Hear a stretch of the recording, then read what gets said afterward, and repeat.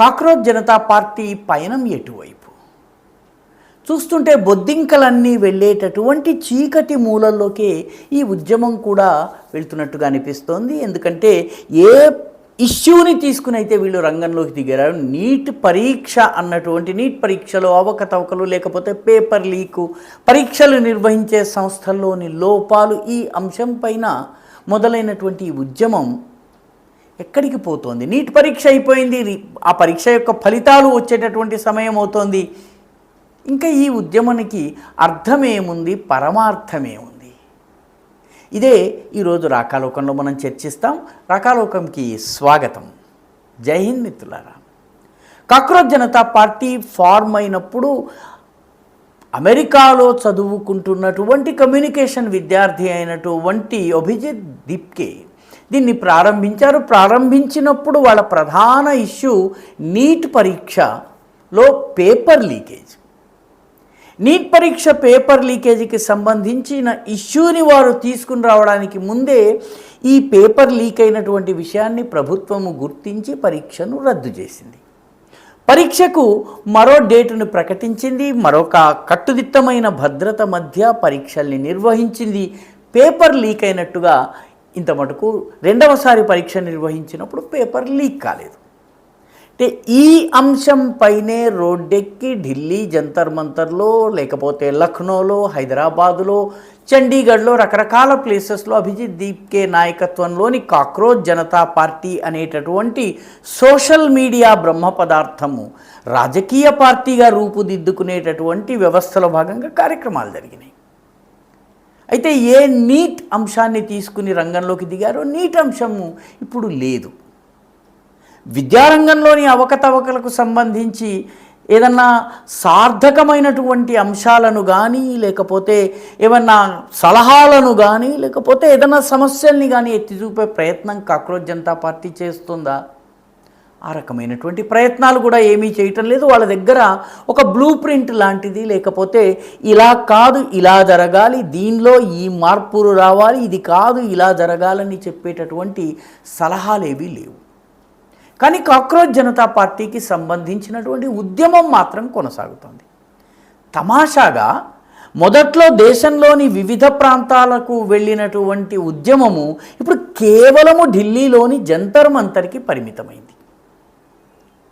కేవలం ఢిల్లీలోని జంతర్ మంతర్కి పరిమితమైన తర్వాత దానికి వస్తున్నటువంటి జనము, అందులో రకరకాల ఎలిమెంట్స్ రావడము, కేవలము విద్యార్థులే కాకుండా ఎల్జీబీటీ ఇష్యూ, మేరా లింగ్ మేరీ ఇచ్ఛా, నేను మగవాడినా ఆడా, లేకపోతే ఆడా మగ కానివాడినా నా ఇష్టం, నేను ఎలాగన్నా ఉంటాను, ఇలాంటి నినాదాలు ఇచ్చేవాళ్ళు. లేకపోతే షర్జిల్ హమ్ షర్మిందా హై అని చెప్పి షర్జిల్ ఇమాం, లేకపోతే వీళ్ళ విడుదలను కోరేటటువంటి వాళ్ళు, లేకపోతే భారతదేశం నుంచి జిన్నావాలి ఆజాదీ కోరేటటువంటి నినాదాలు ఇచ్చేటటువంటి వాళ్ళు, వీళ్ళందరూ పోగయ్యారు. అసలు కాక్రోచ్ జనతా పార్టీ దేనికోసం ప్రారంభమైంది, ఏ అంశాలు ఉన్నాయి, వాళ్ళ బ్లూ ప్రింట్ ఏంటి, వాళ్ళ ప్రోగ్రామ్ ఏమిటి, దీని పట్ల స్పష్టత లేదు. 140 కోట్ల భారతీయులలో చైతన్యం రగిలిస్తామని చెప్పినటువంటి వాళ్ళు జంతర్ మంతర్లో ఛూమంతర్ చేస్తూ కూర్చున్నారు. జంతర్ మంతర్లో కేవలము ఒక చిన్న ఏరియాని ఆక్యుపై చేసుకుని అక్కడ రకరకాల ఎలిమెంట్స్ అక్కడికి వస్తున్నాయి. ముఖ్యంగా ఒక్కొక్క రోజు ఒక్కొక్క ప్రముఖుడు వచ్చి మాట్లాడుతున్నారు. 3ంటికి ఎవరు వస్తారు, 4ంటికి ఎవరు వస్తారు, 5ంటికి ఎవరు వస్తారని చెప్పి వాళ్ళు ఒక టైం టేబుల్ని ప్రకటిస్తున్నారు. అయితే వస్తున్న వాళ్ళ పేర్లని చూస్తే కొత్త ఉద్యమం ఏదో ప్రారంభమవుతున్నటువంటి ఇన్స్పిరేషన్ కలగటం లేదు. ఎందుకంటే ఆమ్ ఆద్మీ పార్టీ నాయకుడు గోపాల్ రాయ్ వచ్చాడు. మాజీ నక్సలైట్ ఉద్యమంలో పాల్గొని బయటకు వచ్చి రాజకీయాల్లోకి వచ్చినటువంటి వ్యక్తి గోపాల్ రాయ్. అదేవిధంగా రకరకాల ఉద్యమాలు చేస్తున్నటువంటి హర్షమందర్ కావచ్చును, విదేశీ ధనంతో ఈ దేశంలో పనిచేసేటటువంటి హర్షమందర్ వంటి వాళ్ళు కావచ్చును, ఈ తరహా వ్యక్తులే వస్తున్నారు. లేకపోతే కొంత మతోన్మాద పార్టీలకు చెందినటువంటి నాయకులు వస్తున్నారు. తాజాగా అరుంధతి రాయ్ వచ్చింది. జమ్మూ కాశ్మీర్ని వదిలిపెట్టేయాలి, భారతదేశం జమ్మూ కాశ్మీర్కి పూర్తి స్వాతంత్రాన్ని ఇచ్చేయాలని చెప్పినటువంటి అరుంధతి రాయ్ వస్తోంది. ఇలాంటి వ్యక్తులు వస్తే సగటు భారతీయుడు ఈ ఉద్యమంతో ఐడెంటిఫై అవుతాడా? పోనీ యువకుల్ని ఆకర్షించేందుకు విద్యారంగాన్ని మేజర్ ఇష్యూగా తీసుకున్నట్టయితే ఆ కాక్రోచ్ జనతా పార్టీ వ్యూహం ఏమిటి, దాని బ్లూ ప్రింట్ ఏమిటి, లేకపోతే కార్యాచరణ ప్రణాళిక ఏమిటి? అన్నిటికన్నా హాస్యాస్పదం ఏంటంటే కేవలము వాతావరణపరమైనటువంటి అంశాలపైన పోరాడేటటువంటి సోనం వాంగ్చుక్ ఆయన వచ్చి నిరాహార దీక్ష కూర్చున్నాడు. నిరాహార దీక్షకు కూర్చున్న తరువాత అక్కడ ఉన్నటువంటి వాళ్ళు కనీసం ఒకరోజు మీరు కూడా నాతో పాటు నిరాహార దీక్ష చేయండి అంటే ఆ జంతర్ మంతర్లో జమైనటువంటి వాళ్ళు ఒక్కరోజు కూడా ఒక పూట కూడా ఆయన ముందు నిరాహార దీక్ష చేసేందుకు సిద్ధం కావడం లేదు. ఆయన నిరాహార దీక్షలో కూర్చుండగానే వీళ్ళందరూ రకరకాల వస్తువుల్ని ఆయన ముందే కూర్చుని భోంచేస్తున్నారు. ఆయన కూడా 7-8 సార్లు హఠాత్తుగా మాయమైపోతున్నారు, తరువాత వస్తున్నారు. నేను నీళ్లు ఉప్పు కలిపినటువంటి నీళ్లను తీసుకుంటున్నానని ఆయన అంగీకరించారు. నిరాహార దీక్ష పూర్తి 100కి 100 నిరాహార దీక్ష కాదు ఇది, ఇందులో ఉప్పు నీళ్లు తీసుకుని నా యొక్క సాల్ట్ కంటెంట్ని నేను నిలబెట్టుకుంటున్నాను అని ఆయన బహిరంగంగా ప్రకటించారు. కానీ మధ్యలో 7-8 సార్లు మాయమవుతున్నారు. ఆయన మాయమైన తర్వాత ఏం చేస్తున్నారు అన్నది ఎవరికి తెలియటం లేదు.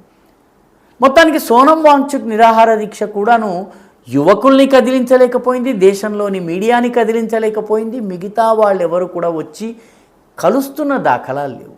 సో కాక్రోచ్ జనతా పార్టీ భవిష్యత్ ఏమిటి? ఆదివారం ఇంకా హాస్యాస్పదమైనటువంటి విషయం ఏంటంటే ఆదివారం ఇంకొన్ని సంస్థలు జంతర్ మంతర్ హైదరాబాదులో ఉన్నటువంటి ఇందిరా పార్క్ లాంటిది ఎవరైనా కూడా ధర్నా చేసుకోవచ్చు, ఏ విషయం పైన అయినా ధర్నా చేయవచ్చు. జంతర్ మంతర్లో మరో 2-3 సంస్థలకి ధర్నా చేయడానికి అనుమతి లభించింది.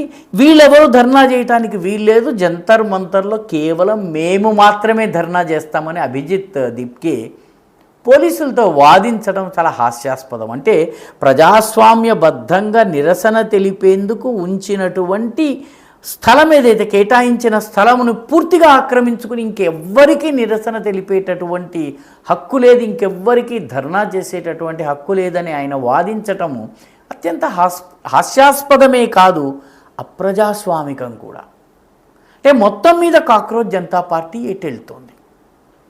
కాక్రోచ్ జనతా పార్టీ నిజానికి యువతని ఆకర్షించగలుగుతోంది కాబట్టి ఒక స్పష్టమైన ప్రణాళికతో గనక ముందుకు వచ్చినట్లయితే ఈ ప్రభుత్వంలో ఏమన్నా పొరపాటు ఉన్నట్టయితే ఎత్తి చూపడానికి వీలుంటుంది. ఎందుకంటే నిజమైనటువంటి ప్రజాస్వామ్యంలో ప్రతిపక్షం బలంగా ఉండాలి, ప్రత్యామ్నాయ కంఠాలు గళాలు వినిపించాలి. కాబట్టి కాక్రోచ్ జనతా పార్టీకి స్పేస్ ఉండి తీరాలి, అది మాట్లాడాలి.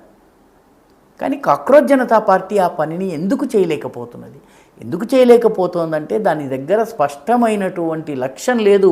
ఎవరో ఇచ్చిన కాపీ బుక్లో ఉన్నటువంటి స్టెప్ వైజ్ ఉద్యమాన్ని చేయాలన్నట్టయితే, రెజీమ్ చేంజ్ ఆపరేషన్లో భాగంగా ఉద్యమం చేసినట్లయితే అది నిలబడదు. స్వచ్ఛందంగా స్వతస్ఫూర్తంగా ప్రజలలోంచి వచ్చేటటువంటి ఉద్యమము నిలబడుతుంది.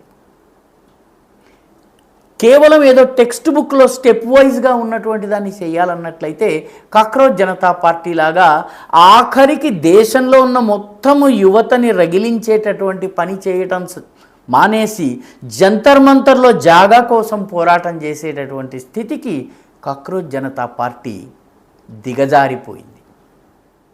ఈ వీడియో మీకు నచ్చినట్టయితే లైక్ చేయండి, షేర్ చేయండి, ఈ ఛానల్కి సబ్స్క్రైబ్ చేయండి. మీ అభిప్రాయాన్ని కమెంట్ల రూపంలో తప్పనిసరిగా పంపించండి.